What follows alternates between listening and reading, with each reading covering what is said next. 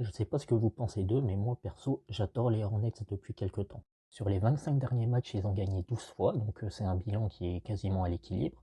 Et ce qui est encore plus fou, c'est qu'ils ont la quatrième meilleure attaque sur la période, et que la défense, elle se porte bien, quoi. Elle est pas horrible, elle est 16e du classement, elle est moyenne, et elle pourrait être pas loin du top 10. Franchement, les Hornets, j'aime bien ce qu'ils proposent depuis un peu plus de un mois et demi. En plus, quand on regarde le classement, on voit que les Hornets, ils sont 12e, mais ils sont pas très loin du play-in, ce qui est quand même une belle prouesse après tout le drama autour de la Melo Ball en début de saison. Et franchement, en fonction de la direction qui sera prise par les équipes un peu au-dessus d'eux, ils peuvent rêver de play-in et pourquoi pas de play-off. Je parlerai des rookies dans une vidéo à part parce que les trois qu'ils ont draftés en 2025 le méritent. Mais autour d'eux, l'effectif, il est pas mal. La Melo Ball commence à retrouver un peu son basket.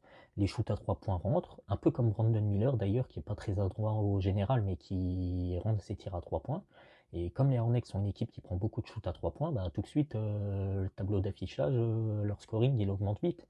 Et leur effective field goal, il est assez intéressant. Le vrai point noir de leur attaque, c'est les pertes de balles. Sinon, leur attaque, elle est vachement intéressante. Quand en plus tu peux compter sur un joueur comme Moussa Diabaté pour ramasser tous les rebonds offensifs, bah, franchement, c'est génial pour ton attaque. Là, récemment, ils ont récupéré Grant Williams de blessure, donc ça va faire du bien. Mais parmi les autres vétérans, ils ont Colin Sexton qui sort du banc.